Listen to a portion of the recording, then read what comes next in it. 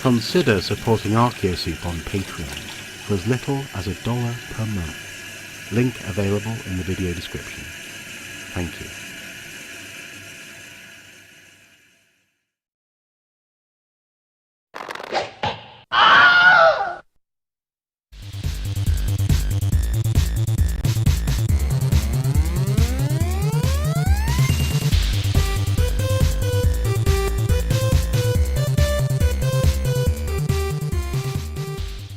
Hello and welcome back to another Digging the Game.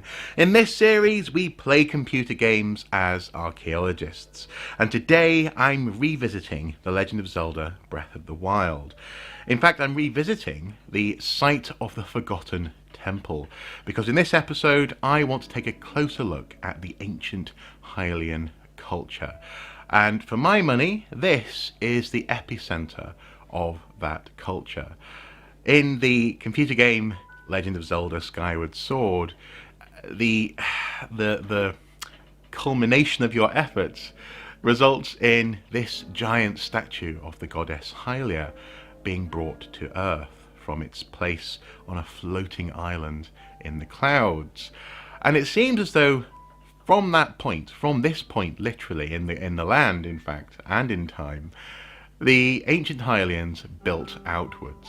First of all, constructing this grand and wondrous temple, in which there is quite a proliferation of guardian robots. And when we were last here, I was talking about these quite rightly with an air of fear, because they lock onto you fairly quickly. But actually, more specifically than that, we need to remember that these were initially in the control of the Hylians. Around 100 years before the events of this game, these guys were put here to guard this site. So the sheer number of guardians, the clue is in the name after all I suppose, at this location really speaks of how much the Hylians, even after 10,000 years, at least 10,000 years in fact, valued this site. This temple, this structure with its various stages. This is I think I described this almost like a rood screen in a church, guarding the rest of the space from this holy end, as it were, the sanctuary almost at the end of the temple. And the fact that outside, as we saw, the roof is beautifully shaped, mirrored in fact with these shapes that we can see on the inside of the ceiling. And the approach to this site is so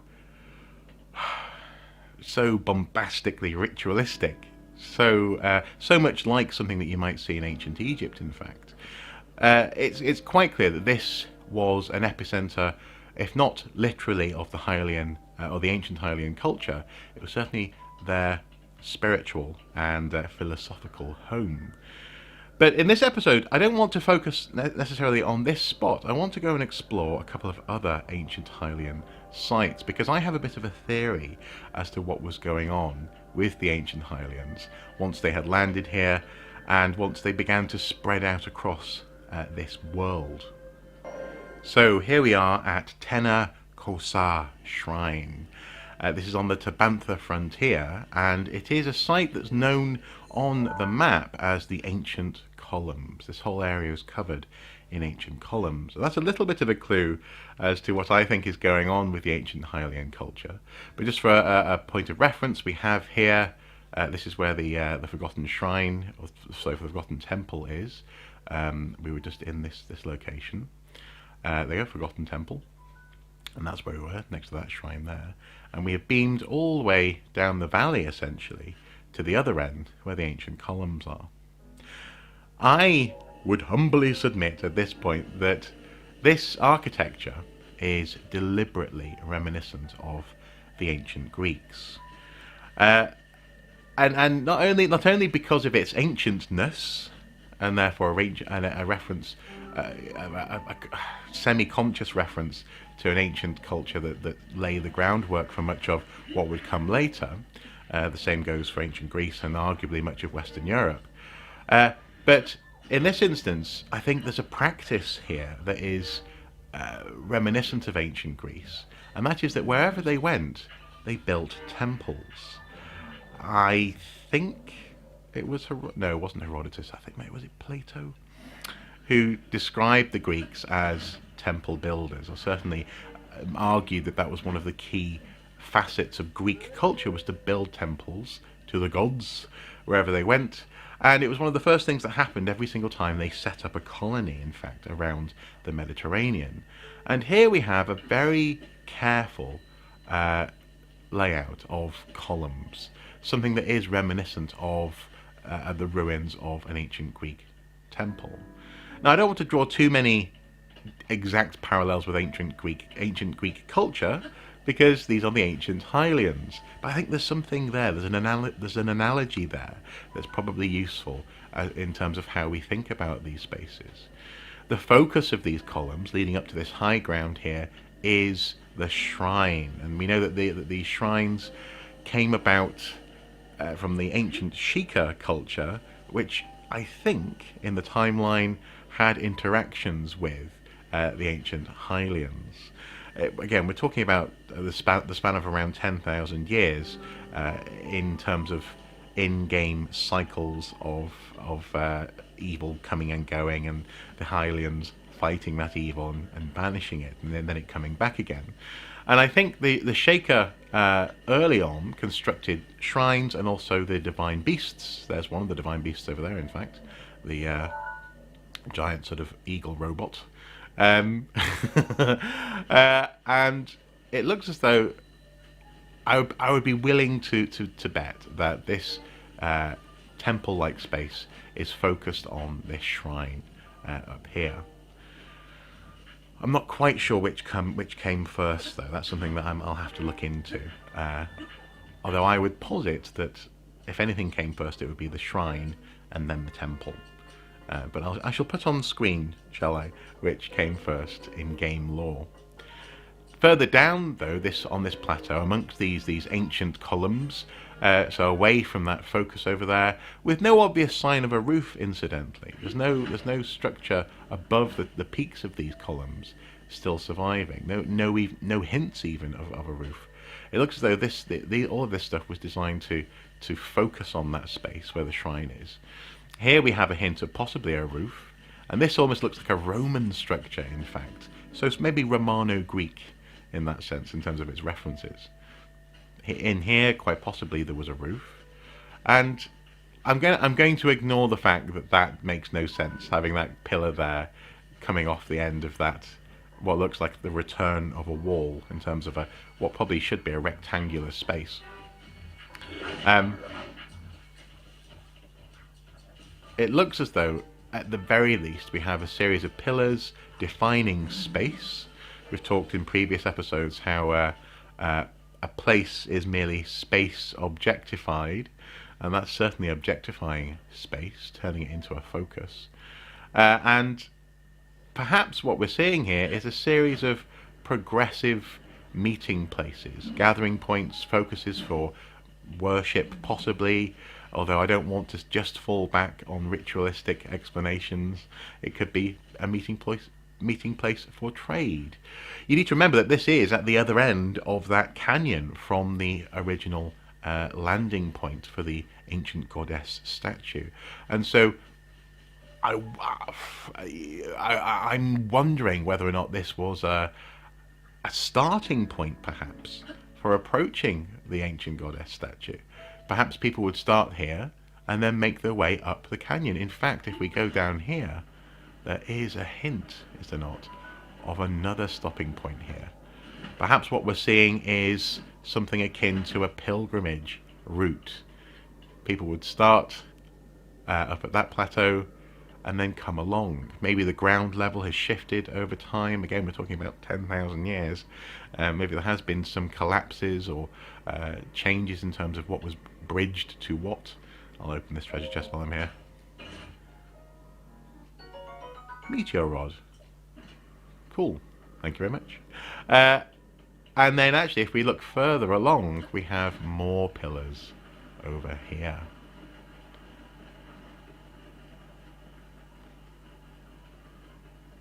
So down there, another hint of a rectilinear space. We have a corner with some collapsed pillars. Again, speaking of ground movement and changes in the relationship between these different aspects of architecture.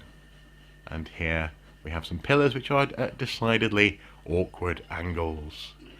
In this instance, these steps on the ground are seemingly leading us up here. I wonder what's at the top. Let's see if we can get there without being attacked. Like a good Hylian archaeologist. I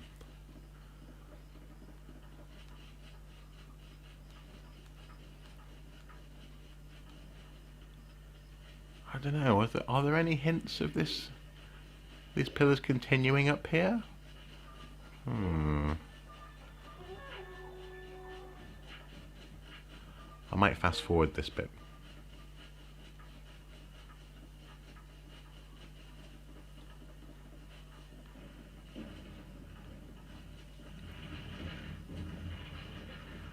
Ah, look, here's a massive pillar. A huge pillar. Definitely a strong hint. If we continue up here, ignore the guy and the purple stuff on the ground.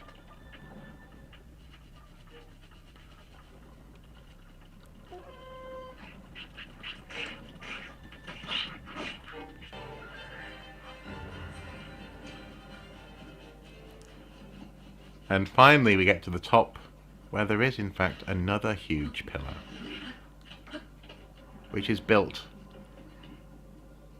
around this tower. Now these towers at the beginning of this game rise up out of the ground, but again I think this speaks of possibly the shrine, or the Sheikah shrine in the case of the ancient columns on the previous location, and in this instance the tower being there prior to, or at least concurrent with, the ancient Hylians building their architecture. But nonetheless, what we have here is a deeply ritualized, or deeply demarcated landscape. If we just return quickly back to the map here along the edge of that canyon, in fact, interesting, from the ancient columns over to here. Well, in that sense, I wonder if they continue along in this direction towards the Forgotten Temple, or if they continue away. Is my theory about to be tested? Well, let's see. So let's see if we go. No, there you go. So to the north, nothing really along those lines. There's the Ruto and the divine beast, the bird on top of its perch there. Basically, these are bird people up over there, and there's no hint of Hylian architecture on the raised ground to the north. So, I suppose to the east. Let's just check our map again. That's west, sorry, wrong way. Well, I'm looking east in terms of camera. So over here, let's see. No, remove that. Okay. So again, those are our columns over there, ancient columns.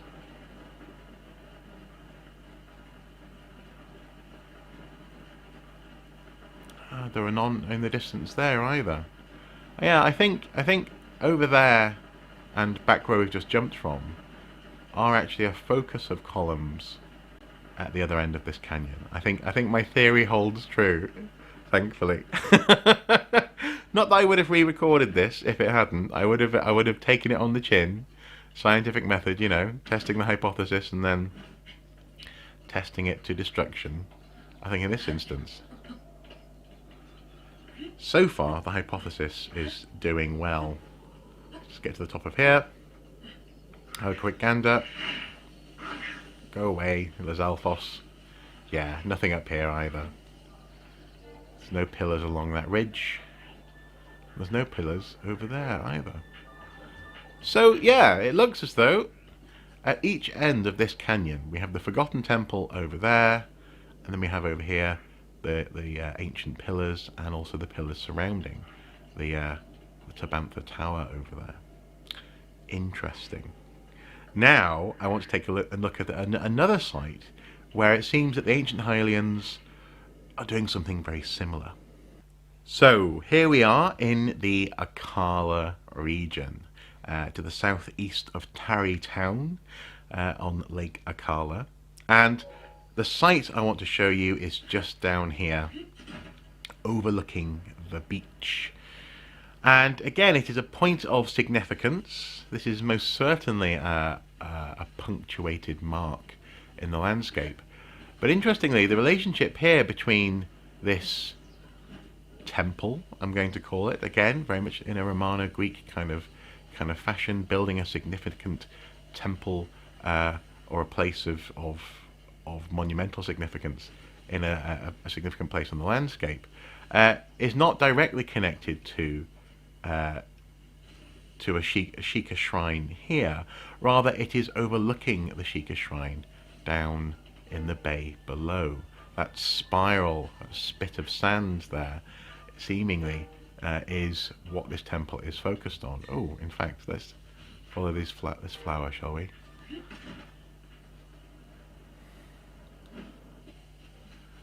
I love these guys. 1, 2. Oh, there he is. Is the last one? Oh no, this is not the last one. In fact, he is leading me to another temple site further down the hill. How exciting. Okay, so we have an initial contemplation spot at the top, perhaps, looking down on the bay. Letting you see the plan of that spit of sand, that spiral. And then we have a larger site further down the hill, where this flower is rather helpfully leading me. Where's he gone? There he is. Oh. And surely... Oh, no. There we go. Yay! Thank you very much. Now, the Koroks and how they relate to these sites, I'm not necessarily ready to speculate on, but that was an interesting one, whereby that Korok essentially led me down the hill from up there to down here, where we have a larger temple site, in fact. A temple site, or a columned rectilinear feature with a pool, a shallow pool in the middle. And actually it is here that there's an inscription. Only a hero bearing this ancient orb, there was an ancient orb here, shall be granted the right of trial on Rist Peninsula. And what you have to do is carry the orb all the way along the spiraling peninsula to get to the shrine there to open it. And in fact, if we go over there, we can see there's more ancient Hylian columns around the shrine. I think this is compelling evidence that the shrines were there before the ancient Hylians were. And the ancient Hylians were drawn to certain spots in the landscape as they spread out across the world, I think possibly starting at the site of the Forgotten Temple. And when they came to significant spots, for example, by the sea, could be a trading post, could be a colony with a little temple attached to it, or it could be something much more secular in that sense. What they decided to do was to build beautiful architecture in their distinctive style, and also actually using distinctive stones as well to do it. The stones that they use for their architecture, I'm yet to actually find the quarry for, and there are lots of quarries in this game. Normally, when you find a building style, you also find a relevant quarry. So when I find that, I'll be very excited. But for now, we have, again, in a very recognizable, real-world Greek kind of style, columned architecture with sort of Romanesque arches built in significant places in relation to Sheikah shrines, or Sheikah towers, in fact. Now, there's one more thing as well that I want to revisit, and this is something that we touched on when we were in the Faron region in the jungle, and we were exploring the Zonai ruins at that point, although I didn't know that they were the Zonai ruins when we looked at them. And we will be returning to Zonai, but just bear with me. I want to go and take a look at one of the springs built by the Ancient Hylians, in this instance the Spring of Power. So we're going to beam over there now. So all of this is very much inspired by my reading of the creating a champion. That's actually the making of and the art book that fills out some of the story and the creative process behind Legend of Zelda: Breath of the Wild. And it was the fact that there was a map in that book that we saw in the previous episode that laid out the Ancient Hylian and the Zonai ruins as being deliberately ancient places, even vaguely mysterious places. In fact, actually, the word Zonai has a relationship with the Japanese word for mystery or puzzle, but again, I'll come back to that in a moment. But it's all that stuff that's inspired this episode and also the next episode when we come to that. And I'm quite liking this. I'm liking this opportunity to link some of no pun intended, to link the book and some of the implied history and historical narrative there to observations in the world. So this is an ancient Hylian construction. Again, we can see the distinctive stone used in the construction, and also some of these very distinctive old lights, chandelier type things, lanterns on the pillars here. This is actually another site that did appear in the game Zelda Skyward Sword, and this is the Spring of Power. So it seems that the ancient Hylians were constructing sites that, well, actually, in this instance, this site was constructed prior to the statue of the goddess landing here. This actually predates the big statue of the goddess. Obviously, there is a statue of the goddess here. This actually predates that statue landing on the ground, or coming to rest on the ground. So this is actually even more ancient than those ancient Hylians that we've been looking at in the other two sites. And I think you can see a little bit of that hinted at actually here. The architecture here is of a certain order, more complex actually. The use of lanterns and lights, the slightly complicated, almost corbelled type ceiling, the roof there very much more ornate. In fact, there is a roof in this location, and also this archway here with its very complex carving and a very thick wall. In fact, this door all speaks of a slightly different but very much related architecture to those other ancient Hylian sites. In fact, actually, these pillars look entirely different, but very much of the same stone as those other ancient Hylian sites. I like this. I like that perhaps this is a spot that the ancient Hylians came to and recognized something of their building traditions that they had brought down from Skyloft, from the settlement in the sky with them.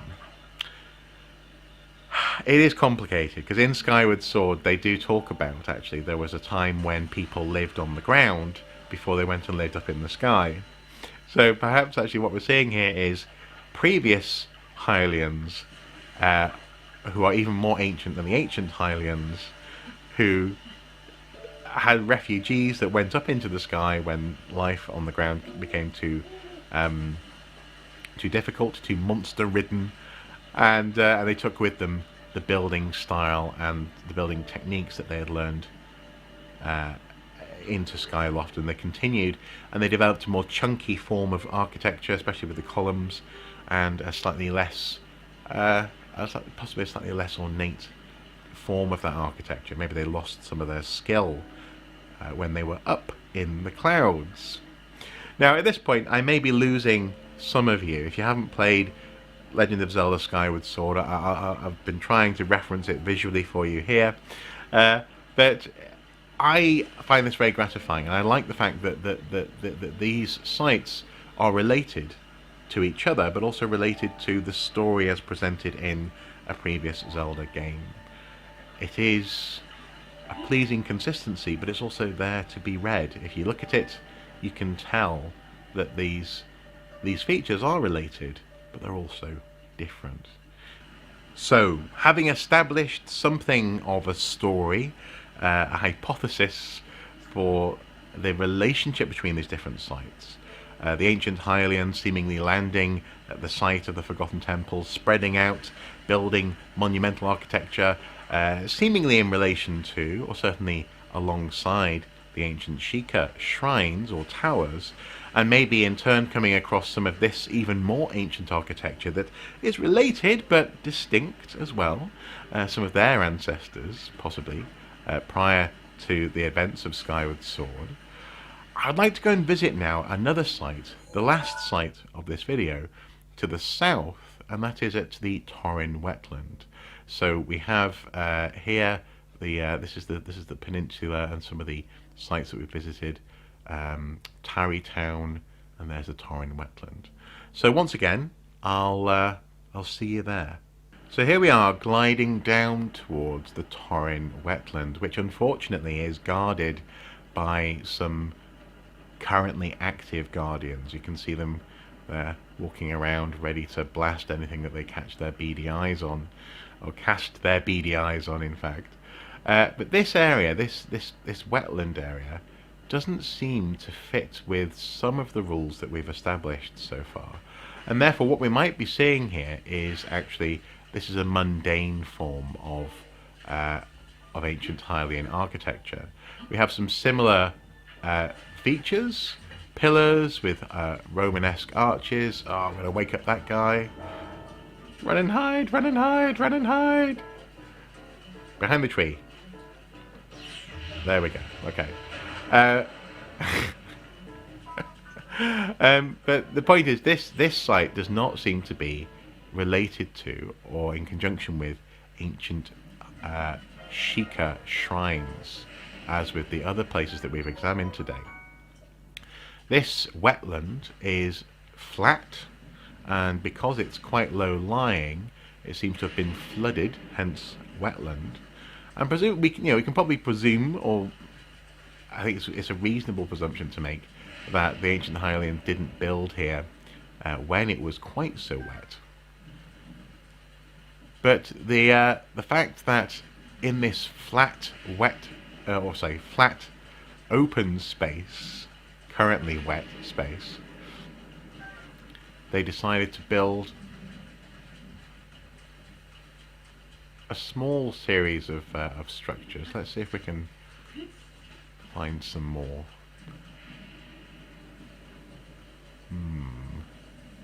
Oh, that's the one we've already seen. Oh, we're going towards a guardian there. It's just too risky.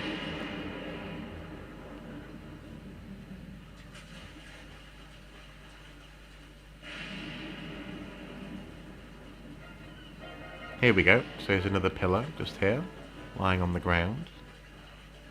And I'm pretty sure that there are other pillar features. Let's see if we can... Here we are.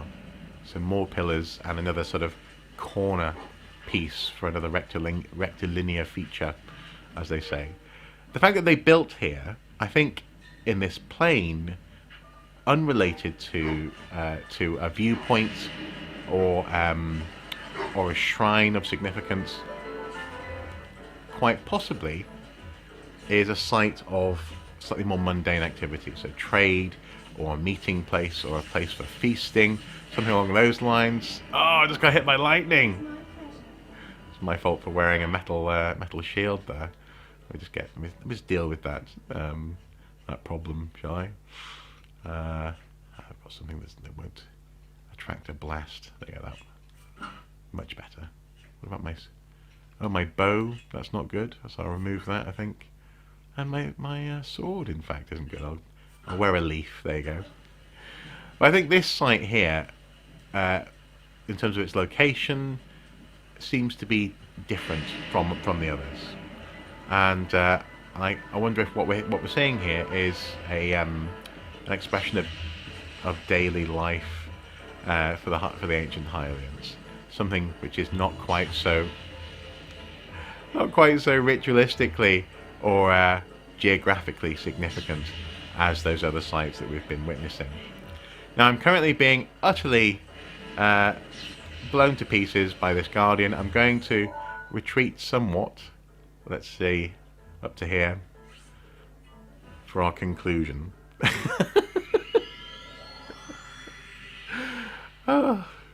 It was rainy and there were robots. Sometimes, archaeology is just, it can be unglamorous. It can be a wet and miserable experience. It's just the way it goes. Oh dear. But unless, from this spot here, from the Da Hesho shrine, we can overlook the flatlands that we were just examining, the wetlands. There we go. So the wetlands from here, they're in the distance over there. They're a bit indistinct because it's so misty and rainy, but they are down there, trust me. There we go. The lightning lit them up for a second, and they're just over here. But I think that what we're seeing here, with these ruins, you can see one that they're on the map just there, another one just here,